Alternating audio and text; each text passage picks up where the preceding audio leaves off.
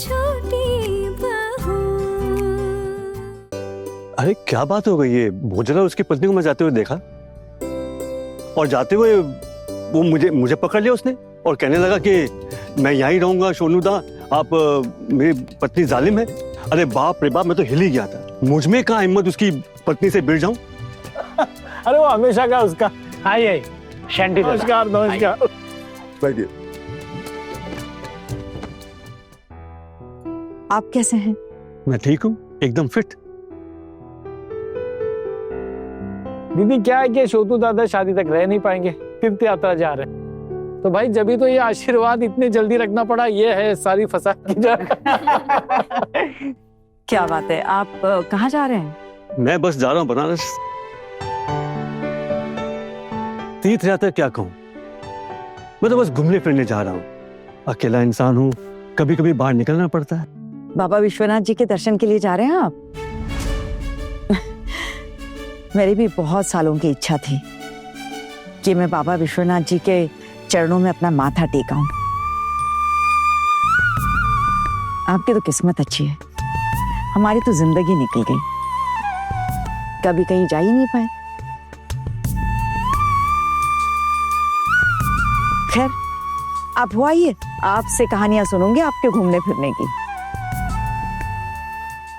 लेकिन दुर्गा, तुम भी जा सकती हो, अपने बच्चों को बोल सकती हो। अरे आजकल कितने सारे कंडक्टेड टूर्स होते हैं, कोई मुश्किल नहीं है, तुम जा ही सकती हो। कहाँ सबका नसीब एक जैसा होता है, अब मेरी किस्मत में नहीं है। खैर, आप घूम फिर कर ना सारी कहानियां सुनाइए, मुझे उसी से खुशी होगी। वैसे किसके साथ जा रहे हो? मैं टूर ग्रुप के साथ जा रहा हूँ, सब लोग बस में ही जा रहे हैं। कुछ पैसे लगेंगे, बस हो गया, वो सब घुमा कर दिखाएंगे। पैसे लेंगे सबके लिए। कितने पैसे लेंगे? 25,000 रुपए लिए हैं, 7 दिनों तक घुमाएंगे। 25,000? मैं तो रिटायर्ड आदमी हूँ, जो पेंशन आती है वो जो घर में देने के बाद थोड़ा बहुत बचा लेता हूँ, इसके बाद ही मैं बाहर निकल पाता हूँ। दुर्गा, 25,000 आज की तारीख में क्या चीज है? हमारे लड़के सब जानते होंगे, देखो ना बोल के उनको। हाँ बड़ी माँ, हम लोग ना सब साथ में मिलकर घूमने जाएंगे, काफी मजा आएगा। मैं आप लोगों को लेके चलूंगा ना। हम सब मतलब पता है कितने पैसे खर्च होंगे? इतने पैसे कहाँ हैं हमारे पास? अब मैं कर लूंगा ना बड़ी माँ। इतनी हैसियत कहाँ है हमारी? दीदी, आप तो कुछ भी कहते रहते हो। इतना बड़ा घर है और आपके बेटे रोजी रोटी कमा रहे हैं, और आप कह रहे हैं कि आपके पास पैसे नहीं है। कैसे हो सकता है? बौदी जिस पर बीतती है वही समझ सकता है।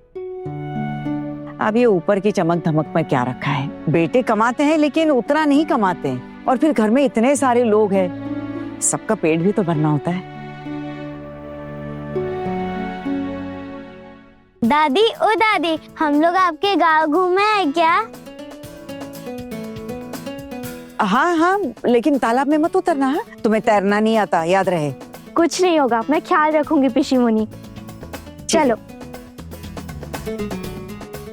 दुर्गा, अगर तुम्हारी इतनी इच्छा है तो एक बार घूम आओ ना, अच्छा लगेगा।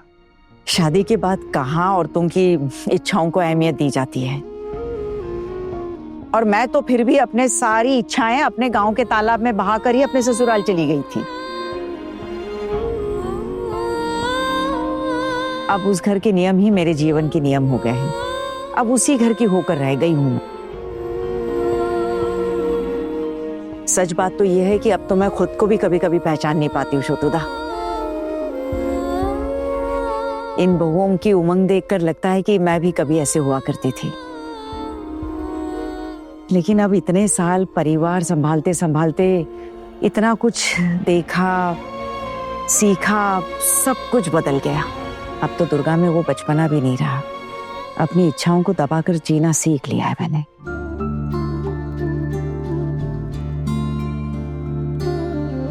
माँ, मैं ना आपसे वादा करती हूँ, देखना एक दिन ना आप विश्वनाथ जी के चरणों के दर्शन जरूर करेंगी।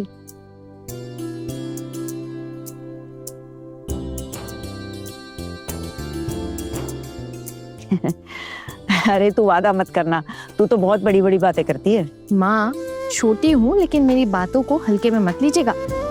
मैं पक्का कह रही हूँ, आपकी इस इच्छा को ना जरूर पूरा करूंगी। मैं कह रही हूँ ना मैं।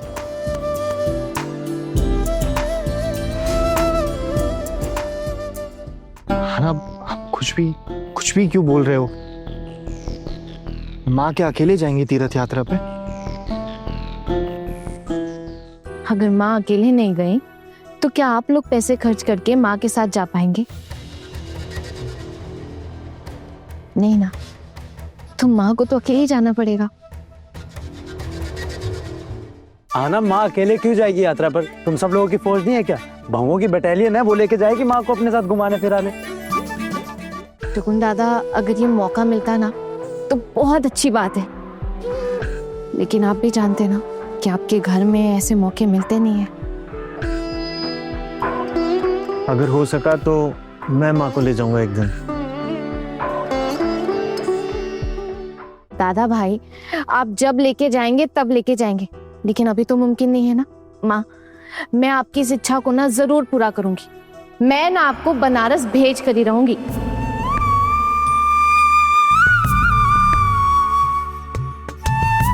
सब नसीब की बात है छोटी बहू, हर किसी के नसीब में सब कुछ नहीं होता। अरे क्या आप कुछ भी बोलते रहते दुर्गा।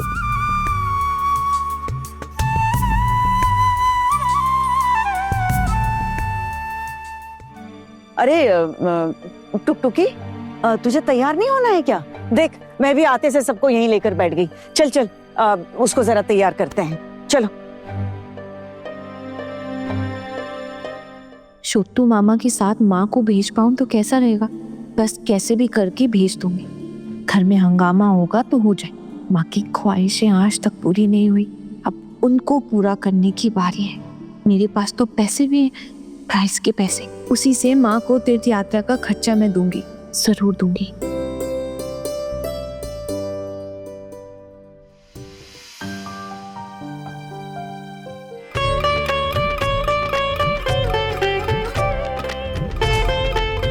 अरे आइए आइए आइए आइए आइए, नमस्ते नमस्ते नमस्ते। आप सबका स्वागत है। हमारी बेटी कब से आपके आशीर्वाद का इंतजार कर रही है और हम सब भी आपकी राह देख रहे थे। मैं अपने रिश्तेदार से मिलवाता हूँ आपको। दीदी इधर आइए ना, आइए ना। दीदी, ये हमारे समधी जी है, ये हमारी समधन जी है, ये लड़के के मामा, ये लड़की की मामी और वो लड़के के दोस्त है। ये है हमारी बड़ी दीदी दुर्गा देवी सेन, हम सबसे बड़ी। माँ बाबा के बाद यही हमारी गार्जियन है। आप लोगों को आने में कोई तकलीफ तो नहीं हुई? नहीं, बिल्कुल नहीं। बिल्कुल नहीं। मेरी दीदी कोलकाता में रहती है, बहुत बड़े घराने में इनकी शादी हुई, जमींदार लोग हैं।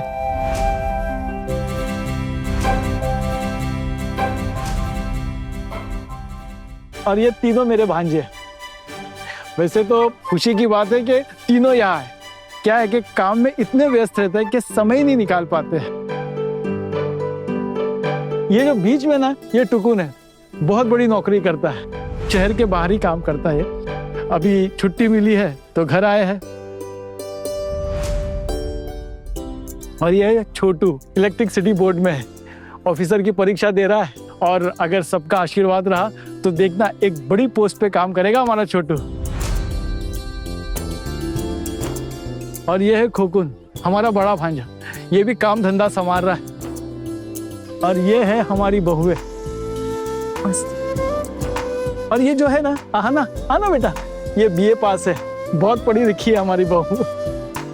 एक और महत्वपूर्ण व्यक्ति से आपको मिलाता हूँ, छोटू दा आइए। छोटू दा, ये छोटू दा है, ये कॉलेज में प्रोफेसर थे। हम जब छोटे थे ना तो इनके पास ही पढ़ने जाते थे। नमस्कार। नमस्कार। अरे टुकटुकी भी आ गई। बेटा आशीर्वाद लो बेटे।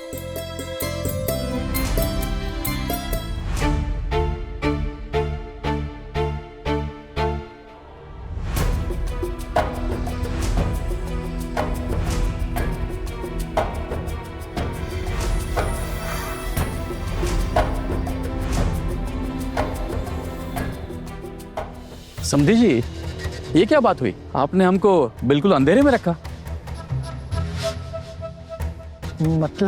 मतलब ये कि जब शादी की बातें हुई थी तब हमने साफ साफ लेन देन की बात करी थी और आपने कहा था कि आपके घर में दूसरा कोई कमाने वाला नहीं है, इसलिए आपकी ज्यादा कुछ देने की हैसियत नहीं है। जितना हो सके आप गहनों से सजा देंगे लड़की को। और नगद की बात जब मैंने की आप गिड़गिड़ाने लगे कि नगद नहीं हो पाएगा आपसे। तो अब क्या साफ सुन गए आपको? जी बोला था। और लड़की को भी आपने गहनों में कैसे सजाया है, एकदम हल्के फुल्के लग रहे हैं, है ना? हाँ हाँ, सारे गहने हल्के फुल्के हैं। अगर हम होते ना तो ऐसे गहने नहीं पहनाते दुल्हन को। आजकल सोने का भाव कितना बढ़ गया है, आप सब तो जानते ही हो। और हमसे जितना हो पाया हमने अपनी बेटी को पढ़ाया लिखाया, उससे अच्छी सीख दी। इसके पिताजी छोटी मोटी नौकरी करते हैं और हम बस उसी के भरोसे जी रहे हैं। हमारी एक बेटी और भी है, उसका भी तो बोझ हमारे सर से उतारना है। तो इसका मतलब यह है कि आपने अपनी बड़ी बेटी के बारे में खास सोचा नहीं है। देखा कि लड़का अमीर घराने का है, सरकारी नौकरी में है, आलीशान बंगला है और ससुराल वालों की काफी इज्जत है। फकीरों के हाथ खजाना लग गया। आपने सोचा बेटी की विदाई है ऐसे ही कर देंगे, आपको तो कोई लेन देन की जरूरत ही नहीं है। आप अपनी बेटी की शादी कर रहे हैं, आप मछली बाजार में मोल भाव नहीं कर रहे हैं। हाँ, फिर तो हमने ही कहा था ठीक है, इनसे नहीं हो पा रहा है तो फिर छोड़ दीजिए। मेरी ननद ने तो अपने घर में कितने सारे लोगों को आशियाना दिया है, पेट भरने की व्यवस्था की है। आपकी बेटी को भी 2 वक्त के खाने पीने का इंतजाम कर देंगे। लेकिन यहाँ तो पूरी पिक्चर ही अलग है। आपने तो हमें बताया ही नहीं कि आपके इतने अमीर अमीर रिश्तेदार हैं। आपने हमारे भोलेपन का फायदा उठाया है, ठग लिया है आपने हमें। देख रहे हो तुम सब दहेज के पैसों के लिए किस तरह से बर्ताव कर रहे हैं ये लोग। देखिए, आप प्लीज समझने की कोशिश कीजिए।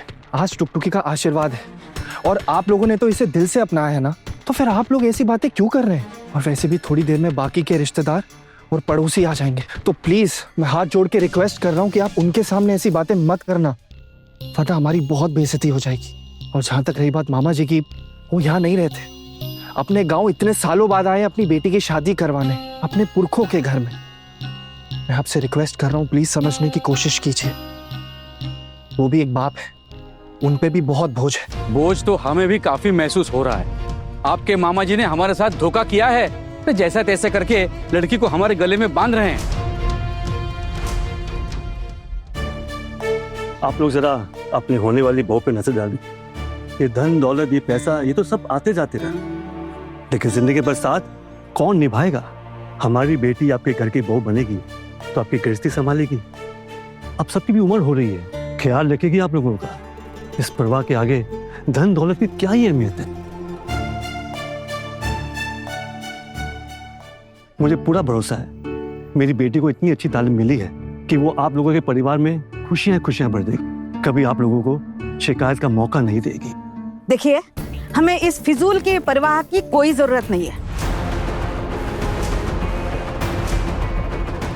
ये परवाह, ख्याल रखना, ये सारी चीजें अगर बाजार में लेके जाओगे ना तो उसके बदले 100 ग्राम चावल नहीं खरीद पाओगे। सबसे जरूरी बात यह है कि लड़की का परिवार कैसा है। मैं तो ऐसे कंगाल परिवार से शादी करवाने के लिए मैं राजी नहीं थी। मेरे भैया और भाभी मेरे पीछे पड़ गए कि एक गरीब लड़की की जिंदगी संवर जाएगी, इसलिए मैं तैयार हो गई। बस मैं एक बात कहूँ, ये जो आप लोग कैश की बातें कर रहे हैं, ये क्या दहेज है? नहीं, मेरा मतलब है कि दहेज मांगना अलाउड है क्या?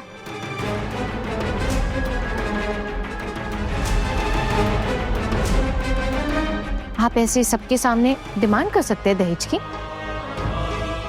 तुम कौन हो? अरे अभी तो जान पहचान हुई हमारी। मैं इस घर के छोटे भांजी की पत्नी हूँ।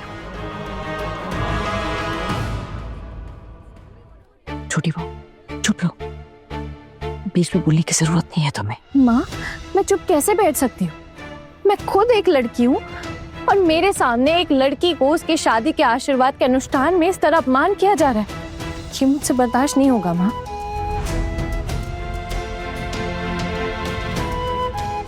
और दहेज मांगना कानूनी तौर पे दंडनीय अपराध है, इलीगल है ये तो आप लोग जानते हैं ना। तो आप लोग ऐसे पब्लिक प्लेस पे सबके सामने ऐसी बातें कैसे कर सकते हैं?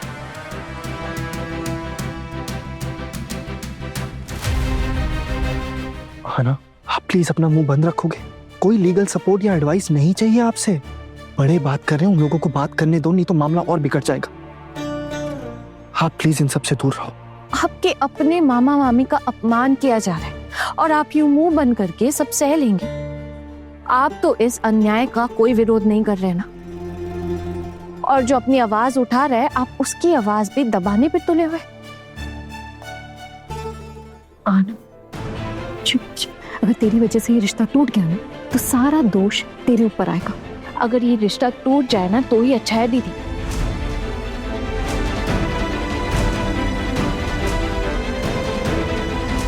आप देख नहीं रही, एक लड़की को अपनी शादी के आशीर्वाद में से रोना पड़ रहा है। उसके माँ बाबा का सबके सामने अपमान किया जा रहा है, और ऐसे हालात में मेरा ज़मीर मुझे इजाजत नहीं देता कि मैं चुप बैठूं। बिल्कुल सही कहा आना ने, मैं उसकी बात से सहमत हूं, मैं भी यही मानता हूं। जाने दीजिए ना छोटू साहब, आप सब लोग पढ़े लिखे लोग हैं, आपके नियम कायदे सब अलग हैं और हमारे अलग। और तुम छोटी बहू अभी चुप रहो, बात को बिगाड़ो मत। समझिए, सारी तैयारियां तो हो ही चुकी हैं, अब गुस्सा थूक दीजिए और आशीर्वाद का अनुष्ठान शुरू करते हैं। कहीं मुहूर्त ना निकल जाए। आइए ना। आपके शुभ चिंतकों में नेताओं की कमी नहीं है। देखिए ना, दहेज के खिलाफ कैसे नारेबाजी शुरू की इन लोगों ने। अगर इतनी दिक्कत है ना तो क्यों आपकी बेटी को हमारे गले में डाल रहे हैं? जो लोग आपराधिक गतिविधियों में शामिल हैं, उनके यहाँ भला आपकी बेटी की शादी क्यों कर रहे हैं? भाई साहब, आप इसकी बातों को दिल पर मत लीजिएगा। आजकल की बच्ची है, कॉलेज जाती है, टीवी पे क्या कुछ देखती है, सबको कहाँ दुनियादारी की समझ है आजकल। ये तो आपकी दरियादिली है जो आप सब हमारे घर की बेटी को अपने घर की दुल्हन बना रहे हैं। वैसे एक बात कहूँ भाई साहब, बुरा मत मानिएगा, अगर आपको इस शादी से इतना ही ऐतराज था तो ये बात आपने पहले ही बतानी थी। अब इस वक्त आशीर्वाद के पंडाल में आके ये बात आप क्यों उठा रहे हैं? पहले तो इन लोगों ने हमें बताया ही नहीं था ना कि आप लोग जैसे मालदार पार्टी इनके रिश्तेदार हैं। अरे कम पैसे वाले तो नहीं है ना आप लोग, ये बात तो इन लोगों ने दबा दी थी। ये कौन से जमाने में जी रहे हैं आप भाई साहब? अरे मैं उनकी बहन हूँ और मेरी शादी को काफी अरसा हो गया है। अब तो मेरे पति भी इस दुनिया में नहीं रहे और ना ही मेरी कोई कमाई है और ना ही उतनी हैसियत। और फिर मेरे बेटे अभी कुछ ही साल हुए कमा रहे हैं, वो खुद मेरा खर्चा उठा रहे, वो क्या ही आपको देंगे। और मेरे भाई के पास जितना था अपनी हैसियत के हिसाब से उसने उतना किया। और फिर मेरे घर में भी 4-4 बेटों की शादियां हुई हैं। लड़की वालों ने जो दिया उसी में हमने खुशी मान ली। दहेज को लेकर एक शब्द नहीं निकाला हमने अपने मुंह से। आप लोग तो महान हैं, हम इस महानता का बोझ नहीं उठा सकते। हम इतने महान बिल्कुल नहीं हैं। हम ऐसे ही लड़की को हमारी बहू बनाएंगे जो हमारे स्टैंडर्ड में फिट बैठती हो। अरे बहुत बड़े बड़े खानदानों से रिश्ते आए थे हमारे बेटे के लिए, लेकिन हमारा ही माथा खराब था शायद। अगर इतने बड़े बड़े खानदानों के रिश्ते आए थे आपके बेटे के लिए तो तय क्यों नहीं कर दिया आपने? ओह समझ गई। शायद उन लोगों को आपका बेटा पसंद नहीं आया होगा। आपका बेटा उनकी उम्मीदों पे खरा नहीं उतरा होगा। उम्र पाव भर की और जुबान क्विंटल के भाव से चला रही हो। आपकी छोटी बहू तो बहुत ज्यादा ही जुबान चलाती है। सही तो कह रही है छोटी बहू, अगर आपको इतने बड़े बड़े रिश्ते आए थे तो करवा लिए होते वहां ब्याह आपके बेटे का। बुरा मत मानिएगा, पर ऐसे आशीर्वाद के वक्त आके आप पैसों के लिए गिड़गिड़ाना सही नहीं है।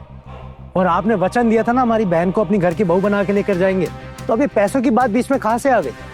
और हमारे मामा जी ने भी कोई कमी नहीं छोड़ी है, अपनी हैसियत से बढ़कर सारी तैयारियां की है। और आप अचानक क्यों आकर आशीर्वाद के दिन पैसों की डिमांड कर रहे हैं? बिल्कुल ठीक बात नहीं है। सुनो, जब शादी तय हुई थी ना कहाँ थे तुम सब? अरे कौन हो भाई तुम सब लोग? और अभी इतने उछाल क्यों रहे हो? अपनी बहन की शादी में एक फूटी कौड़ी खर्च नहीं की तुम लोगों ने, तो अभी इतनी बड़ी बड़ी बातें सुनाने का कोई हक नहीं तुम्हें। देखिए समधी जी, शादी में जो 2 लाख रुपए देने की बात हुई थी ना, वो तो आज ही लगेंगे। पहले 2 लाख रुपए आएंगे हमारे हाथ और फिर आशीर्वाद होगा।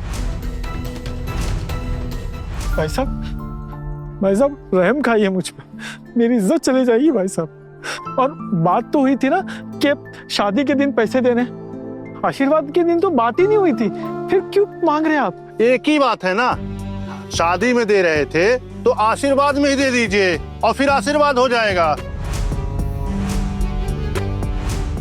अरे भाई साहब, मेरे पास अभी तक पैसे का बंदोबस्त नहीं हुआ है, शादी के दिन तक हो जाएगा, समझिए बात को। बैंक में तो होगा ना, तब तक हम इंतजार करेंगे। पैसा आने के बाद फिर आशीर्वाद की शुरुआत होगी।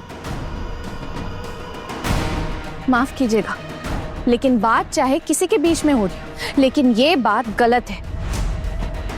आप लोग ऐसे दहेज देने के लिए जबरदस्ती कर रहे हैं और दहेज ना देने पर आप लोग आशीर्वाद के अनुष्ठान के लिए इनकार कर रहे हैं। ऐसा तो नहीं हो सकता है ना? आप लोग खुद सोचिए, अगर मैं जाके पुलिस स्टेशन में आप लोगों की कंप्लेन कर दूं कि दहेज ना देने पर आप लोगों ने आशीर्वाद के अनुष्ठान के लिए इनकार कर दिया है, तब आप सब लोग जेल जाएंगे।